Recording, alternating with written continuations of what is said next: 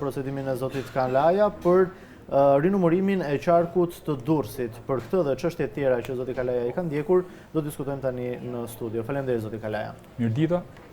Fillimisht për ta sqaruar edhe për qytetarët, ju keni kërkuar në SPAK që të regjistrohet një procedim, një kallëzimi juaj për shpërdorim detyre për anëtarët e KAS-it dhe për çështjen e rinumërimit të Durrësit. SPAK-u nuk e regjistroi, ju shkohet në GKK dhe GKK urdhëron SPAK-un që ta regjistrojë kallëzimin tuaj. Po, faktikisht Renaldo bëhet fjalë për dy kallëzime. Unë kam bërë dy kallëzime në SPAK. SPAK-u mirëzoi të dyja, por është gjykata e shkallës parë kundër krimit të organizuar dhe korrupsionit që vendosi dhe detyroi SPAK-un që të regjistrojë kallëzimin tim në raport me dy çështje. Së pari, unë kam ngritur pretendimin për grup të strukturuar kriminal në zgjedhjet e qarkut Durrës dhe falsifikim zgjedhor.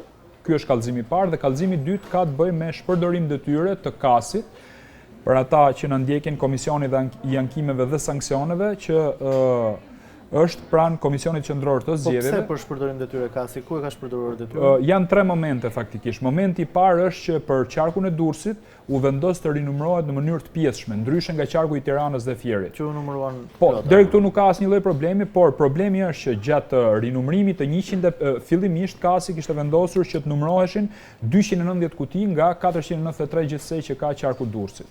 Dhe shkuam për me rinumëru votat. Ndërkohë, në kutinë e 152 ndërpritet rinumërimi dhe nuk vazhdoi me kutitë e tjera deri te 290.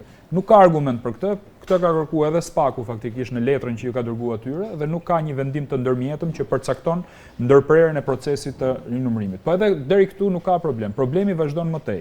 Në momentin që u hapën 152 kuti, u pa që kandidatë caktuar kishin marrë vota. Dhe unë personalisht jam shumë krenar sot që më janë rikthyer 15 vota dhe ndërkohë diferenca ime në raport me kandidatin tjetër u arrit që të ngushtohet në gati 105 vota. Për këto arsye, por dhe për arsye të tjera, sepse në kuti të caktuara u pa lëvizje me 42 vota në një kuti, në kuti tjera 15, 14, 9 apo 8 vota që nuk kishin të bënin me gabim njerëzor, por ishin të qarta që kishin të bënin me krim zgjedhor, gjykata çmon dhe i thot SPAK-ut që në këtë moment juve do duhej që ta vazhdonin pjesën tjetër të rinumërimit, sepse SPAK-u nuk mund të eci dot as KAS-i as SPAK-u me projekcion, por duhet eci me hetim. Pra duhet hapen gjitha kutit. Kjo është pika parë. Pika dytë që çmon gjykata është që kemi të bëjmë me një miratim të një tabele përmbledhëse të falsifikuar. Pse? Sepse ekziston dyshim i arsyeshëm që në kutitë e tjera potencialisht mund të vazhdojë e njëjta logjik. Dhe pika e tretë që është më e thjeshta, gjykata çmon se të gjitha materialet nga rinumërimi që kishin bënë me falsifikim zgjedhor, se është falsifikim, do duhet ja referonin prokurorisë. Këtë e përcakton ligji. KAS-i nuk i ka referuar. KAS-i nuk i ka referuar dhe votimi kundër meje ka qenë 5-0. Ndërkohë, pasi e mbyllën rinumërimin në mënyrë të pjesshme, unë në seancën përfundimtare të ballafaqimit që kishim përpara se të miratoj tabela, i dorëzova KAS-it edhe 8 kuti të tjera në KZZ-n e Shijakut, ku mua më ishin marrë 28 vota, vetëm mua, imagjino se çka ka ndodhur me kandidatët e tjerë. Dhe KAS-i, përgjigjja KAS-it ishte, a do që të hapin vetëm këto 8 kuti? Po ju si e vërtetuat që nëpërmjet videove. Nëpërmjet ju kërkuat videot. Po, un kam marrë videot dhe i disponoj të gjitha videot, janë diku te 30.000 orë, domethënë video, të 7 KZZ-ve të qarkut Durrësit. Dhe aty pash në 8 kuti të reja që nuk ishin hapur, por ishin të kutit që nuk ishin rinumëruar, që të hapen këto kuti. Dhe KAS-i tha që shiko po deshe të hapin vetëm 8 kuti. Ndërkohë interesi nuk ishte për me hap 8 kuti. Patjetër që i du 28 votat e mia që mi kanë vjedh. Problemi ishte që unë të vazhdoja rinumërimin për me kuptuar se sa vota kam marrë. Në total. Në total. Pra ky është momenti i shpërdorimit detyrës nga KAS-i. Dhe ata sigurisht që do thëriten dhe do hetohet. Tani as unë nuk është prezumimi pafajësisë, patjetër as unë nuk pretendoj që kam të drejtë, këtë do e vendos gjykata apo jo. Dhe hetimin ndërkohë. Ndërsa kallëzimi i parë, që është akoma më i rëndësishëm se ky faktikisht, ka të bëjë pikërisht me grupin e strukturuar kriminal dhe falsifikimin zgjedhor. Po kë akuzonin për grup të strukturuar kriminal? Aty do dalë. SPAK-u e rrëzoi këtë çështje dhe prokurori i çështjes faktikisht në vendim të rrëzimit, pra që kërkoi mos fillimin, e kishte shkruar që kandidati Aulon Kalaja i janë marrë vota, pra e pranoi falsifikimin zgjedhor, po duke mos pranuar grupin e strukturuar kriminal, çështja binte për mos kompetencë dhe i shkonte për jurisdiksion prokurorisë së Durrësit. Në këtë pikpamje unë bër ankim dhe GKK-ja i thot prokurorit, jo, është një moment që ti do ta marrësh dosjen mbrapsh dhe duhet ta hetosh ti. Pavarësisht se prokurori i thonte Durrësit që shiko, në rast se ju vëreni grup strukturum kriminal, ma referoni çështjen në mbrapsht në prokurori.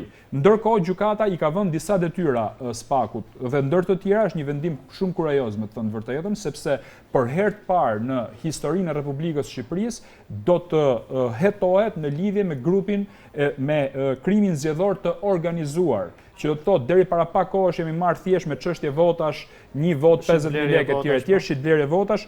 Kjo është çështje shumë e rëndësishme. Tani, çfarë çmon gjykata dhe çfarë detyrash i vendos në këtë rast pikërisht të prokurorisë? Së pari do të evidentohen emrat e numëruesve, të cilët kanë numëruar vota, të cilët kanë pas probleme, se jo të gjithë kutit nuk kanë pas probleme. Nga rinumërimi ne pam për shembull që në KZZ-n e Krujës nuk kishte probleme nga rinumërimi në vendin ku un kam kandiduar. Ju e dini, besoj që Bashkia Krujës u fitu nga e djathta, nga Partia Demokratike pas 18 vitesh. Dhe gjykata i thot gjithashtu që do hapen videot dhe audiot e numërimit. Pra, nuk do hapen thjesht kutit, siç ka ndodhur tani rëndom në Shqipëri, sepse KQZ-ja bën një ushtrim pas çdo palë zgjedhje që hap disa kuti, të cilat nuk kanë pasoja rikuperuese. Hapen thjesht për me kuptuar se si është numëruar në Shqipëri. Ndërkohë, tani do hapen video dhe audio që ndodh për herë të parë në historinë e Republikës. Po ashtu, GKK-ja i ka vendosur detyrë SPAK-ut që të hetojë dhe të ekspertoj në mënyrë kriminalistike bojën e stilolapsit, sepse ekzistojnë dyshime të arsyeshme që kemi pasur një stilolaps të ndryshëm që ka shënuar votën për partinë dhe bojë stilolapsi tjetër për kandidatin. Dhe këtë nuk e zgjidh dot kutia. Pra, thjesht hapja e kutisë, po këtu duhet shikohen video, duhet shikohet dhe ndërkohë se çka ka ndodhur me kutinë. Pra, do të hapen jo vetëm kutit, po do të hapen edhe videot për të parë çfarë ka ndodhur. Dhe gjithë qarku Durrës sipas këtij vendimi do të duhet të rinumërohet tani. Patjetër që do rinumërohet dhe do hetohet. Tani me sa informacion kam unë, prokuroria do sekuestroj kutit. Këtë na e konfirmoi dhe Komisioni Qendror i Zgjedhjeve, i cili në një dalje kur tha që do hapen 210 kuti në mënyrë rastësore për të hetuar zgjedhjet në Shqipëri, ushtrimin që e bëjnë vetë ata, tha që nuk do përfshihen në këto 210 kutit që janë rinumëruar dhe kutit që janë për fakt penal sekuestro që do bëhen nga SPAK-u. Pra kjo është e konfirmuar sepse gjykata e ka vendosur këtë. Ndërkohë sigurisht i lejnë dhe detyra tjera, gjyqtarja ndërkohë thotë që sovraniteti i popullit ushtrohet nëpërmjet votës dhe mjafton një vot të jetë manipuluar, atëherë do të hetohet e gjithë gjëja. Sigurisht që thotë nuk mund të hetohet me projekcion apo me parashikim, që a e ndryshon auloni rezultatin në raport me kandidatin tjetër apo jo. Jo, ajo do hetohet e gjithë çështja e plot dhe të miratohet një tabelë përfundimtare e pa falsifikuar pra në këtë rast, sepse kemi të bëjmë me një tabelë përfundimtare të falsifikuar në momentin që themi. Dhe momenti më i rëndësishëm që çmon gjykata është që nuk do hetohet vetëm për qarkun e Durrësit. Unë si kandidat për deputet dhe si qytetar i Republikës kam parë mangësi në rinumërim, në Fier, në Dibër dhe në Tiranë, në qarqet paktën që u rinumëruan, pra shkon në numrin 4, numri i qarqeve që kishin probleme. Ju keni kallëzuar të 4 këto qarqe? Patjetër, dhe gjykata ka vendosur hetim për të 4, pra sepse gazetaria shqiptare u treguai pavëmendshme që tha vetëm për Durrësin. Jo, do kemi hetim për të 4 qarqet. Pavarësisht se unë kam interes për qarkun e Durrësit drejt për drejt, po unë kam interes që të bëhen zgjedhje të lira dhe ndershme në Shqipëri, patjetër, pa diskutim. Dhe ky është një moment shumë edhe pse Tirana dhe Fieri u rinumëruan, do të duhet që të rinumërohen sërish. Patjetër, po, u rinumëruan dhe çfarë pasojash sollën? Më lejoni t'ju sjell dy momente në vëmendje. Së pari në Tiranë u trafikuan 10.000 vota ndërmjet kandidatëve. Dhe e gjithë narrativa e Kasit, e Komisionit Qendror të Zgjedhjeve, e komisionerit tha që këtu kemi të bëjmë me gabim njerëzor, jo me krim zgjedhor. Unë gjykoj që është në dorën e prokurorisë, as unë nuk kam drejt, as ata nuk kanë drejt. Dhe e gjykata do ta çmoj. Momenti i dytë kemi të bëjmë me qarkun e Fierit, qark shumë problematik në rinumërim. Ndryshoi një mandat apo jo?